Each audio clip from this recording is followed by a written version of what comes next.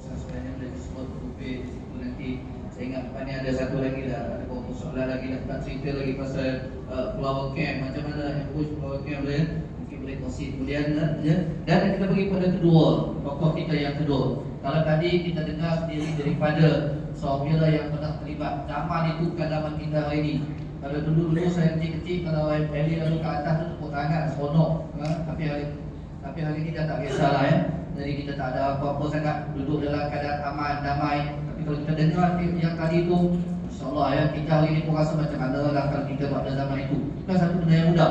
Itu zaman darurat ya. Zaman darurat ni 1988-60. Dah lepas darurat pun banyak lagi komunis. Sampailah pada tahun 1989, betul kan? Jadi sampai letakkan satu perjanjian meletakkan kata.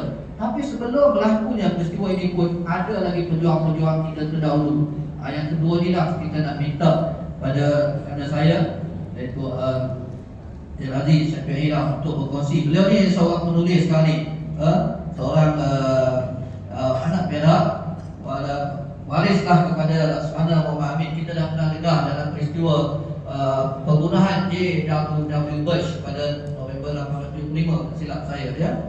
Jadi kita cuma tengok cerita je.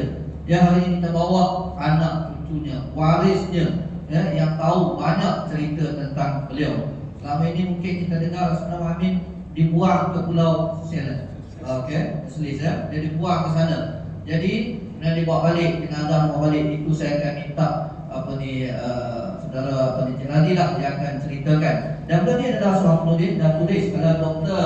Noor Ibrahim baru 8 buah buku yang diterbitkan oleh Dewan Bahasa dan Pustaka, satu-satu yang lain kan. Jadi bolehlah nanti kalau nak baca banyak. Dia ada satu buku tertarik tentang Nuri tu, yang besi tu. Awak baca itu. Okey, itu menarik. Kemudian yang Cik Nadi ni pun banyak berbelah-belah buah buku dah dihasilkan sebagai seorang penulis ya. Anak Perak tapi dia lahir kat Muar ya, lahir kat Muar. Ini kita pergi di SM ni ya. Lahir kat Muar tapi belajar ni dia kata taklah jauh mana, cuma di London saja dulu sekejap ya, sekejap dia 4 tahun 5 tahun lewat, kemudian balik dan dah baru menyelesaikan master lah di STEP di Universiti Islam Antarabangsa baru ini ya. Jadi minat beliau ni dan kali sampai pergi ke sana ke sini, mungkin boleh dikongsi pada kita ini. Cuma pada peringkat awal tu sampai berkongsi lah tadi ya. Kita cerita siapa sebenarnya Laksamana Muhammad Amin ini. Jadi dan kedudukannya dalam sistem pembesar Perak pada waktu itu. Sebab saya bangga sebenarnya, orang Perak aja yang berani bunuh residen. Orang lain tak ada. Kita dengar makilau hebat, tak ada dibunuhnya lagi dah. Tapi orang Perak berani bunuh. Jadi saya serahkan pada saudara Muhammad untuk membicarakan soal Laksamana Muhammad Amin. Silakan. Assalamualaikum warahmatullahi wabarakatuh. Okay. Saya rasa saya berhenti lah, mudah sikit. Saya rasa misi saya dengan Tuan Dr. Major ni ada persamaan. Macam Tuan sebut tadi, bila orang cerita pasal perjuangan ni lebih pada terdarat dan senoi dan sebagainya, tapi mana bagi cerita Nuri tu kan. Jadi saya pun serupa juga sebab bila saya tengok pasal perjuangan di Perak ni, bila orang cerita pasal pembunuhan residen, orang lebih tahu nama Datuk Mahathir, orang lebih tahu nama Datuk Sagor masa posisi betul tekannya. Jadi macam Laksamana Muhammad Amin ni macam seolah-olah side note pada saya.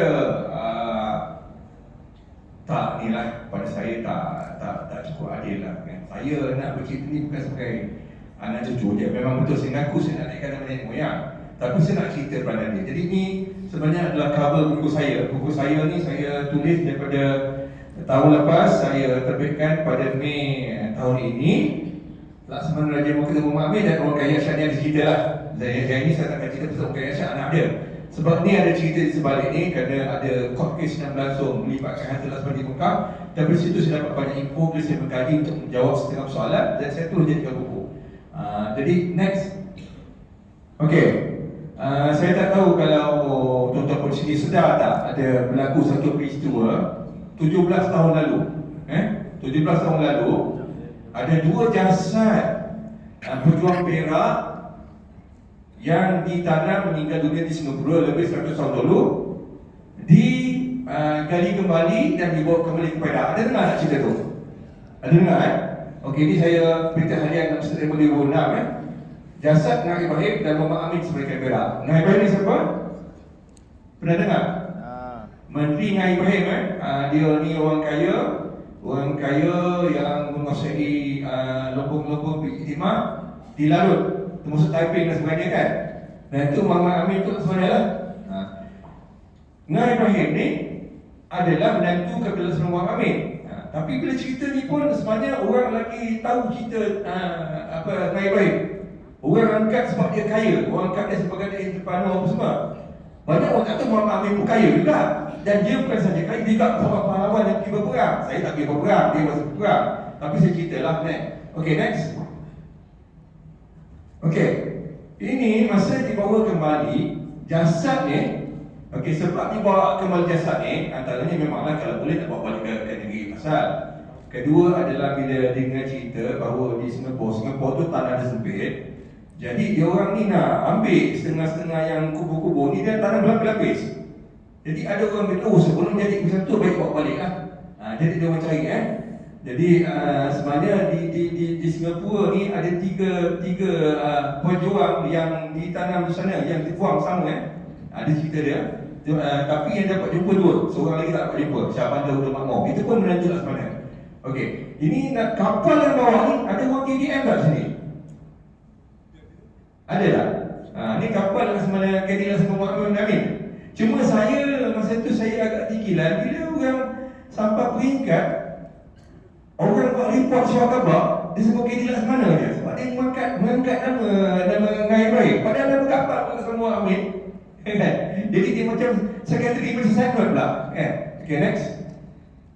Ini kapal Kedilah Sembawang Amin ini pun kapal ni menarik cerita ni. Sebenarnya kapal ni yang order adalah tentera Iraq.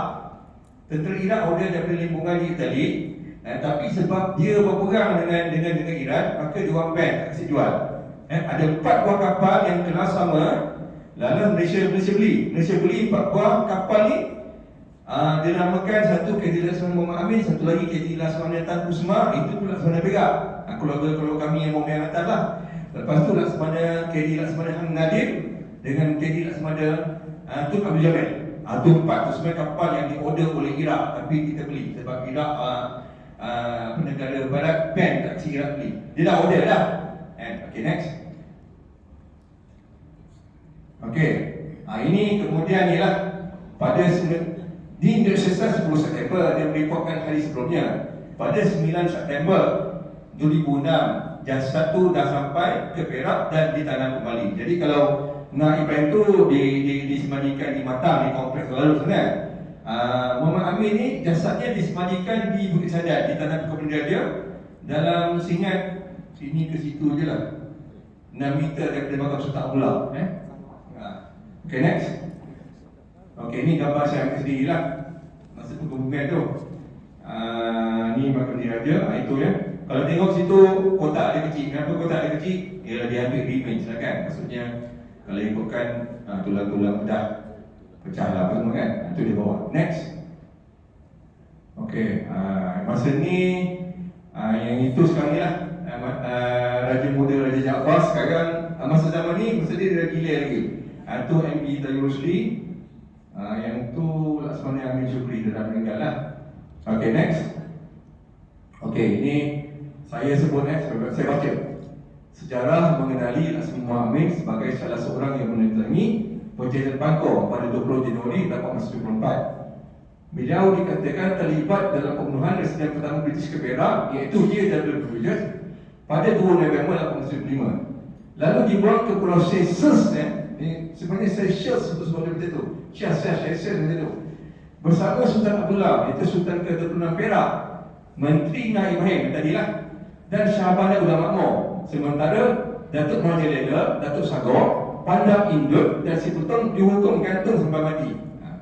Menariknya, ni saya tambah menariknya dalam tempoh pembuangan yang bermula tahun 1807 itu Laksamana sempat membeli 2 lot tanah berdekatan Masjid Haram yang nilainya kini mencapai berbilion ringgit. Ini ada satu isu lah, tapi memang betul. Lepas saya nak menunjukkan bahawa memang orang Melayu ada beli tanah dan memang selalu saya ingat dongeng, tapi memang betul nilai tu bilion. Tapi dia bila bila diambil alih oleh kerajaan Arab Saudi untuk projek pengusahaan Masjid Haram, pampasan dia ada market price, but still substantial, very substantial. Okey. Buku ini mengupas cerita perjalanan hidup beliau yang tidak pernah diketahui umum. Turut dikupas dalam perjalanan hidup anak dia orang kaya dahsyat. Ini saya tak akan sebut di sini lah. Sebenarnya sebut bawa menjadi perak supaya lebih lengkap cerita dikupas sekali sejarah yang panjang asal usul keluarga Laksamana yang berdarah kerabat di Raja Aceh Bugis bermula dari zaman Kesultanan Perak. Ini sepanjang kaitan keturunan itu panjang. Keturunan ni ada kaitan dengan pembuka Beruas, ada kaitan dengan pembuka Kerajaan Semenanjung Pasai, ada kaitan dengan kerabat di Raja Aceh yang daripada Dinasti Bugis. Okey, terus. Okey, ni dah tadi saya baca. Terus. Okey, buat dia suka masa tadi saya letak satu surat khabar tahun 96. Dia cerita ini zaman terus lagi tekan ni akan keluar. Masa ni ada satu perang masa zaman, dia menceritakan pada zaman Sultan ke-22 Perak, Sultan Abdullah Muhammad Shah yang makamnya di Juan Sebatang, kan? Masa tu berlaku perang Raja Muda Jaafar. Raja Muda Jaafar ni biarkan dia sultan kemudian. Jadi one group Muhammad Amin masa tu dalam Laksamana. Dia perang, jadi kita kata two men made their reputation in this war. One was Muhammad Amin who soon afterward became Laksamana. Jadi kat sini orang putih dah tahu dah. Zaman-zaman tu dia dah disebut himself as a warrior. Okay, next. Dia dah terus. Saya dah tanya terus. Okay, ini ni lah. Maksud ni saya cuma refer je konteks apa ni, apa zaman-zaman yang berlaku masa tu, perang larut sebagainya. Next. Okay, ini pun sebut. Ini daripada kulit. In the Civil War of 1960, maksudnya perang Saudara tahun 850, two men disputed himself. One was Raja Yusof. Raja Yusof ni jadi Sultan ke-27 sebelum Sultan Negeri Satu yang buka Penjandan, son of the reigning Sultan Kedah. The other was Muhammad Amin. Dia kata Muhammad Amin a Malay with some Arab blood. Ini sebab ada kaitan keturunan lah. Rupanya bila masa yang disahkan memang kita ada dalam keturunan Arab, dulu saya tak tahu. Ada keturunan tu lah. Lepas tu who belong to the family which usually had the office of Laksamana. Lepas tu Sultan Jaafar was in the Hilir by deposit of Laksamana. Lepas tu appointed Muhammad Amin his place. Ini Muhammad Amin was perhaps the average financial among the particular period. Jadi orang putih dia kata average financial, artinya apa? Pemodal. Dia ni orang yang ada duit. Dia warrior dan dia orang ada duit. Kan? Apa nama? Perhaps the most average financial. Okay, next. Ini aspek yang orang tak tahu. Okay, terus saya ada tanda ni. Okay, ini tentang zaman dia nak jadi. Ini saya tak ada masa untuk mengupas ni. Next.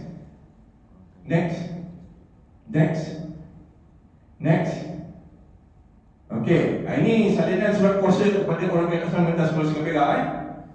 Next, apa lagi surat? Jadi ada di sini menyebut bahawa kawasan maksudnya dia macam ni, orang besar macam dia orang besar 8 Orang besar 8 ni dia macam style macam dia pakai gula malam di Aceh. Dia ada jadah taluk dia sendiri dan dia ada function sebagai orang besar. Function sebagai Laksamana adalah pemimpin perang, dia cover serta Perak lah kalau melibatkan perang. Tapi function sebagai orang besar jajahan, kalau zaman tu dia pada bawah kampung Gajah, Kuala Sungai Terus kalau tahulah ada tempat nama Kuala Besar, sampai ke Perak sampai ke laut, itu dia dalam posisi Laksamana. Okay, next. Itu sekarang tak ada macam ni. Itu masa dulu. Okay, next. Ini tampon sebelah. Okay, saya tunjuk dalam salah sila Laksamana yang ini daripada British, tapi cerita tadi dia dapat daripada Raja Yahya. Kan? Okey, itu dia katakan Laksamana pertama nak kuda hitam, trader daripada Pasai. Nanti saya boleh kupas kemudian lah, tak payahlah. Dalam salah silang ni ada seorang nama Tok Puan Putih berkahwin dengan Sultan ke-18, Sultan Ahmadin. Okey, next. Okey, saya nak tunjuk ni salah silang tu sampai Okey, next. Jadi dalam salah silang sampai ni ada Sultan 18 Sultan Ahmadin. Okey, next. Okey, next. Saya nak letakkan di sini kan Sultan ni Tok Puan Putih, Sultan Ahmadin kan, satu label kan. Jadi sebenarnya bila di sini Sultan Abdul Malik Mansur Shah ni, maksudnya kalau label Alam Ahmad dan Sasabat ni sepupu. Raja Ahmad ni dengan Tani Tok Janggut ni 2 kupu. Sultan Jaafar sebenarnya 3 kupu dengan sepupu Ahmad. Kalau dah salah ni salah secara rasmi. Tak rasmi ada cerita lain, cerita belakang ada. Lagi keempat lagi sebenarnya bukan ada. Tapi ini yang rasmi. Rasminya 3 buku. Okay, next. Okay, ini saya pasal ni lah. Ini sebenarnya pasal apa yang berlaku persoal penggiliran Sultan Perak yang membawa pada konflik, yang membawa pada campur tangan British kemudian. Jadi saya tak ada masa nak kupas lah. Next. Cuma saya sebab situ. Okay, next. Okay, yang saya rasa yang setakat orang tahu lah okay, di sana ini boleh kupas sendiri lah. Ada kita ada masa? Saya rasa tak ada masa sangat tak apa, 5 minit je. Jadi saya nak inilah, maksudnya ada konflik yang berlaku menyebabkan Raja Kudarat Ismail diangkat sebagai Sultan. Sedangkan kalau ikut sebenarnya dia tak boleh jadi Sultan sebab dia keturunan Perak dia adalah berlaku 4. Tapi diangkat juga masa itu sebab berlaku satu hal. Jadi menyebabkan kemudian Raja Abdullah ni diajak untuk minta pertolongan British. Jadi inilah ada permulaan dia. Next. Ini semua pelajaran satu. Saya terus, okey, ni gambaran Pejabat Bangkok lah. Semua tahu kan Pejabat Bangkok pada 20 Januari 1804. Next. Okey. Ini McNair bercakap dengan Malaysia ni dialog yang dicatat dalam oleh British di Peguam Bradel. McNair yang dicatat. Lepas tu dalam Cepaka Sari dia ambil terjemahan, dia buat terjemahan. Tapi saya buat terjemahan dalam buku kan. Ada cerita ni macam mana dia punya dialog kan. Kalau ikut pada dialog ni, menteri ni dia dah sokong Sultan Ismail naik. Dia tak nak Raja Abdullah naik. Tapi disebabkan bila Laksamana masuk, next. Bila Laksamana masuk, berlakulah konversi begini. Sebenarnya Sultan Abdullah naik disebabkan Laksamana. Kalau tak ada Laksamana backing, dia tak naik sebagai Sultan. Okay, next. Ini conversation lah. Next, saya tak ada masa nak kupas ni. Okay, gambar ni kalau orang punya sejarah akan jumpa gambar ni. Pernah tengok tak? Pernah tengok tak? Okay, gambar ni kalau tengok situ, tu Sultan Abdullah. Yang tengah tu yang macam gini jari dia buat syahadah pun tadi. Kan? Lepas tu itu adalah K.W. Bush, dia kena bunuh. Lepas tu yang beri Mak Saleh tinggi sikit tu Frank Shodam. Di bahu kanan Sultan Abdullah, tu Laksamana Muhammad Amin. Okay, next. Tu Laksamana Muhammad Amin. Next. Okay, gambar tadi yang lebih baik sikit. Next. Ini saya, maksud saya tunjuk ada gambar-gambar yang saya dapat. Maaf cakap dah daripada akhir tapi kualiti tak bagus. Next. Okay, ini saya dapat sebenarnya ada orang tunjuk. Rupanya ada satu jurnal ada gambar yang dia tapi di spot je. Ini better quality itu nampak tapi sana tu Laksamana Muhammad Amin. Itu setakat saya tahu satu-satunya gambar yang ada. Lain tak jumpa. Okay. Next. Cuma saya nak tunjuk punyalah orang tak tahu sangat pasal Muhammad Amin cerita ni. Sampai orang tanya belakang tu, Datuk Sagor tidak ada dalam gambar ini. Kalau cek dengan ni, ini orang lain ni. Ini ada siapa nama dia, sama ada Encik Syed apa atau, tapi bukan Datuk Sagor. Datuk Sagor tidak ada dalam gambar ini. Next. Okay, dalam ni dia catatan, dia dah buat kat negara Yang ada dalam gambar ni, yang berdiri di belakang kan, Laksamana. Lepas tu, okay, Haji Muhammad Syahbandar, Haji Muhammad Said, Haji Husin. Ini adalah dia punya peranan dia orang di sini. Cuma saya nak beritahu lah kan, orang lagi tahu. Baru saya ada pergi satu theater show di Pulau Misal Melayu. Dia menceritakan dua pengusaha yang mendamping Sultan Abdullah. Dia kata Sultan Datuk Sagor dengan Majelela tidak pernah lah sama sekali. Datuk Sagor di kawasan Kampung Gajah, Datuk Majelela di Pasir Salak. Sebenarnya perancangan di sebalik pegang ni banyak berlaku adalah di Gili Perak. Itu dia cerita sebenarnya. Sama ada di Batak Rabik, Sultan bersama di Batak Rabik. Batak Rabik tu Sultan bersama dalam kawasan keluarga kita juga, keluarga Laksamana. Tapi Laksamana punya base sebenar di Pulau Sebatang. Dua tempat tu dah sebenarnya berlaku perancangan. Sebab apa Sebab masa dia orang buat perjanjian Bangkok tu, diingatkan apa nama British akan membuat kerja untuk dia orang, untuk Sultan. Rupanya tak, dia terbalik. Dia guna nama Sultan kan. Jadi dia orang ni berusaha untuk membatalkan perjanjian Bangkok. Okay, next. Ini General Birch lah. Ini sebenarnya saya dulu tak nak baca sebab Birch ni jahat. Tapi rupanya banyak info, kena baca juga. Okay, next. Ini ada gambar ada terjemput 12 April lah dia catat. Gambar tadi dia ambil 12 April 1874. Next. 1874. Next. Ini dalam buku jurnal tadi lah. Next. Ni Soalnya punya jelas, next. Dia pada sebut next, dia bilang Apple